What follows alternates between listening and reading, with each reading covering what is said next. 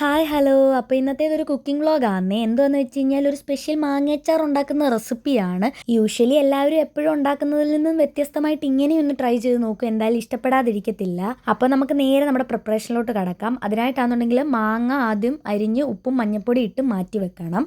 അതിനോടൊപ്പം തന്നെ ഇഞ്ചി, വെളുത്തുള്ളി, പച്ചമുളക് അത്യാവശ്യം നല്ല ക്വാണ്ടിറ്റിയിൽ തന്നെ എടുക്കണം, അതും അരിഞ്ഞ് മാറ്റി വെക്കുക. എന്നിട്ട് ആദ്യം ഒരു പാൻ വെച്ച് ചൂടായിട്ട് അതിലേക്ക് 2 സ്പൂൺ കടുകും 2 സ്പൂൺ ഉലുവയും കൂടി ഇട്ട് നന്നായിട്ട് വറുത്തെടുക്കുക.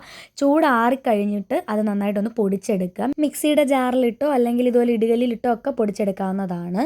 ഇനി നമ്മൾ നേരെ നമ്മുടെ പ്രിപ്പറേഷനിലോട്ട് കടക്കുകയാണ്. അപ്പോൾ ഉരുളി വെച്ച് ചൂടായിട്ട് അതിലേക്ക് വെളിച്ചെണ്ണ ഒഴിച്ചു കൊടുക്കുക. ഇവിടെ എടുത്തേക്കുന്ന മാങ്ങയുടെ ക്വാണ്ടിറ്റി ഇച്ചിരി കൂടുതലാണ്, അതുകൊണ്ടാണ് ഇത്രയും വലിയ ഉരുളിയൊക്കെ എടുത്തേക്കുന്നത്. അങ്ങനെ വെളിച്ചെണ്ണ ചൂടായി വരുമ്പോഴത്തേക്കിനും അതിനകത്തോട്ട് കടുകിട്ട് കൊടുക്കുക. കടുകിട്ട് പൊട്ടിയതിന് ശേഷം കറിവേപ്പില ഇട്ട് മൂപ്പിക്കുക. എന്നിട്ട് നമ്മുടെ ചേരുവയായിട്ടുള്ള ഇഞ്ചിയും വെളുത്തുള്ളിയും പച്ചമുളകും കൂടി ഇട്ട് കൊടുത്ത് നന്നായിട്ട് വഴറ്റിയെടുക്കണം. അപ്പോൾ നമ്മളിങ്ങനെ നിർത്താതെ ഇളക്കിക്കൊണ്ടിരിക്കണം, ഇല്ലാന്നുണ്ടെങ്കിൽ ചിലപ്പോൾ കരിഞ്ഞു പോകാനൊക്കെ ഉള്ള സാധ്യതയുണ്ട്. അപ്പോൾ ഇത് മൂക്കൊന്നും വേണ്ട, അത്യാവശ്യം ഒന്ന് വഴണ്ട് കിട്ടിയാൽ മതി. ഈ മാങ്ങയച്ചാർ ഉണ്ടാക്കുന്ന എന്തിനാന്ന് വെച്ച് കഴിഞ്ഞാൽ അനിയത്തിക്ക് കൊടുത്തു വിടാനാണ്, അതുകൊണ്ടാണ് ഇച്ചിരി ക്വാണ്ടിറ്റി കൂടുതലായിട്ട് ഉണ്ടാക്കുന്നത്. അങ്ങനെ ഇഞ്ചിയും വെളുത്തുള്ളിയും പച്ചമുളകും ഒക്കെ വഴണ്ട് വരുമ്പോഴത്തേക്കിനും അതിനകത്തോട്ട് നമ്മൾ പൊടിച്ചു വെച്ചിട്ടുള്ള കടുകും ഉലുവയും കൂടെ ഉണ്ടല്ലോ, അത് അതിൻ്റെ ഒരു 1/4 ഭാഗം ഇട്ട് കൊടുക്കണം. കുറച്ച് നമുക്ക് മാറ്റി വെച്ചിട്ടുണ്ടായിരിക്കണം, അത് നമുക്ക് ആവശ്യമുണ്ട് പിന്നീട്. അങ്ങനെ അതും കൂടി ഇട്ട് നന്നായിട്ട് ഇളക്കി യോജിപ്പിച്ചതിന് ശേഷം മുളക് പൊടി ഇട്ട് കൊടുക്കുക. മുളക് പൊടി അവരവരുടെ ആവശ്യത്തിനനുസരിച്ച് ഇടണം, പിന്നെ ക്വാണ്ടിറ്റി മാങ്ങയുടെ ക്വാണ്ടിറ്റി അനുസരിച്ചും.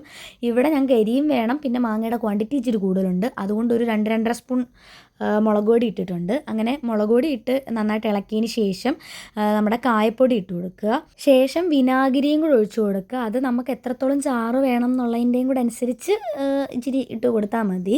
അപ്പോൾ എന്നുണ്ടെങ്കിൽ ഞാൻ ആദ്യം വെച്ചപ്പോൾ ഇച്ചിരി കുറവായിട്ട് എനിക്ക് തോന്നി, അതുകൊണ്ട് ഞാൻ ഇച്ചിരിയും കൂടെ അങ്ങ് ഒഴിച്ചു കൊടുത്തു.